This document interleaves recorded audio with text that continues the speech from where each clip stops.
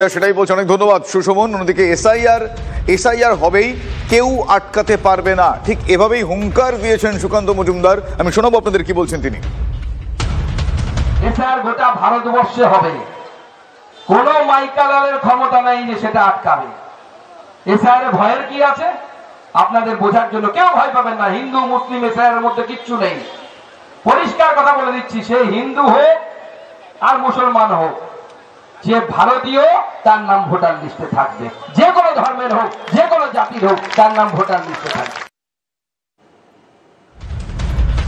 তাড়াহুড়ো করে এসআইআর করা হচ্ছে, ঠিক এই অভিযোগ করেছেন রাজ্যের মন্ত্রী শশী পাজা। কি বলেছেন তিনি, শোনাবো আপনাদের।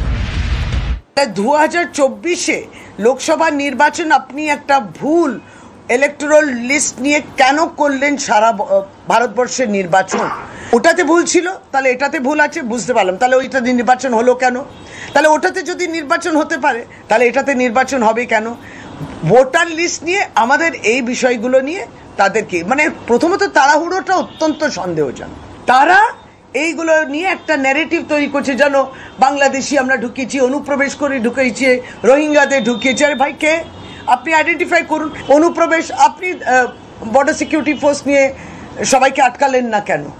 কোনো জবাব পাবেন না, শুধু অভিযোগ যার কোনো ফাউন্ডেশন নেই। এই এতগুলো আমি বললাম, এই পয়েন্টগুলোতে উত্তর দিক না ওরা।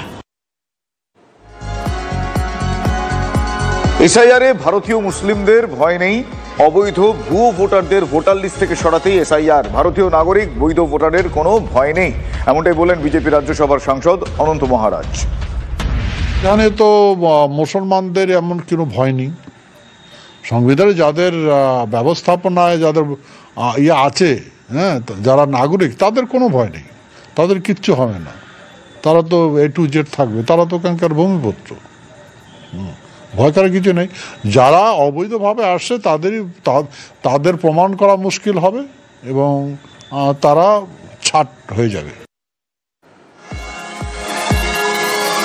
আরো এক বিএলও নিয়োগে বেনিয়মের অভিযোগ তুলেছেন শুভেন্দু অধিকারী। পশ্চিম মেদিনীপুরের নারায়ণগড়ে নিয়ম বহির্ভূতভাবে পার্শ্ব শিক্ষককে বিএলও পদে নিয়োগের অভিযোগ। 2জন প্রাথমিক শিক্ষক, 2জন ICDS কর্মী থাকা সত্ত্বেও তৃণমূল ঘনিষ্ঠ পার্শ্ব শিক্ষককে কেন নিয়োগ? নির্বাচন কমিশনের দৃষ্টি আকর্ষণ করে প্রশ্ন তুলেছেন বিরোধী দলনেতা শুভেন্দু অধিকারী। নির্বাচন কমিশনের কাছে জানান না। নির্বাচন কমিশন তো ওদের দিল্লিতে ভারতীয় নির্বাচন কমিশন আছে, তার কাছে জানিয়ে দিবে, তারপর তিনি যা ব্যবস্থা নেওয়ার নেবেন। এটাতে এমন কিছু হইচই করার কোনো ব্যাপার আছে বলে আমার মনে হয় না। এটা একটা ইস্যু, জেনারেল ইস্যু, এবং জেনারেল ইস্যুতে জেনারেলাইজ করা হয়েছে। সব জায়গায় একইভাবে সবাইকে নিয়োগ করেছে প্রশাসন।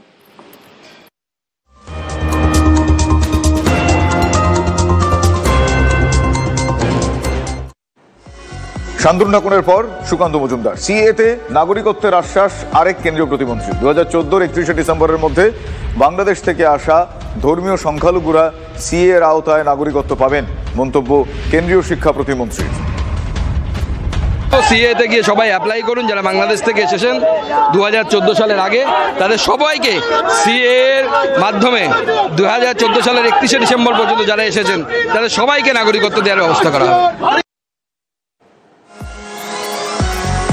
এসআইআর নাম বাদ গেলে সিএ এর মাধ্যমে নাগরিকত্ব পাবেন মতুয়ারা। গতকাল এই দাবি করেছিলেন কেন্দ্রীয় মন্ত্রী শান্তনু ঠাকুর। কি বলেছিলেন তিনি, শোনাবো আপনাদের। সিএ যেহেতু সমাজের সঙ্গে অতপ্রতভাবে জড়িত, এসআইআরও জড়িত, তাই এসব নিয়েও বার্তা দেওয়া হবে যে আপনারা সিএতে আপিল করুন। আমরা ইলেকশন কমিশনের কাছে আবেদন করব যাতে আমাদের নাম, যাদের 2000 সালের লিস্টে নাম নেই, তাদের নাম যাতে না কাটা হয়।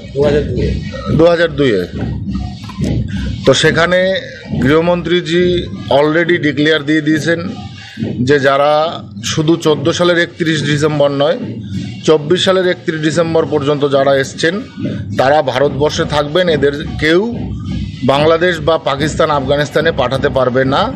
এই যে সিদ্ধান্তটা, এটা একটা ঐতিহাসিক সিদ্ধান্ত গৃহ মন্ত্রণালয়ের, আমি মনে করি। এই যে আপনি বললেন যে 2000 সালে যাদের নাম নেই, যাদের নাম কাটা যাবে, এসআইআর তো নিয়ম 2000 নাম 2002 সালে, কিভাবে সম্পূর্ণ একটা হচ্ছে ইলেকশন কমিশনের আন্ডারে, আর একটা হচ্ছে গৃহ মন্ত্রণালয়ের আন্ডারে। যেখানে গৃহ মন্ত্রণালয় গেজেট তৈরি করে তারা যখন ডিক্লারেশন দিয়েছেন, তাহলে এসআইআর এর নাম বাদ যাবে। সিএ করা মানে কি সে সিটিজেন, আর সিটিজেন হলেই সে ভারতের নাগরিক, এবং নাগরিক হলেই তার ভোটার কার্ড থাকবে। তো স্বাভাবিকভাবে এই লোকগুলো তো ভারতের নাগরিক হবে, তো সেখানে আমরা আবেদন করতেই পারি। তৃণমূল কংগ্রেস সিএর রুলসে বলা হচ্ছে যে অ্যাপ্লিকেশন করলে তিনি তার প্রিভিলেজ থাকবে, তার রাইটস থাকবে, কিন্তু এসআইআর যে নোটিফিকেশান তাতে সেই ক্লারিফিকেশান নেই। গভর্নমেন্টের উচিত, সেন্ট্রাল গভর্নমেন্টের উচিত, যেহেতু তারা হিন্দুত্বের কথা বলছেন, এই হিন্দুদের জন্য আরও বেশি ক্লারিফিকেশান আনা বিষয়টাতে, যাতে তারা এই কাগজপত্রের বিষয়ের যে বেড়াজাল এইটা থেকে মুক্তি পায়। এটা একটা বড় সমস্যা একটা বড় অংশের মানুষের জন্য। আমরা নাগরিকত্বের জন্য আবেদন করছি না, কারণ আমাদের কোনো পেপারস ঠিক মতো নেই। যে 12টা ডকুমেন্ট চাচ্ছে, আমাদের অনেক কিছুই নেই। বাংলাদেশ থেকে ডকুমেন্টস আনা সেটা আমাদের পক্ষে সম্ভব না। কোনটা যে কী হবে আমরা দ্বিধাগ্রস্ত।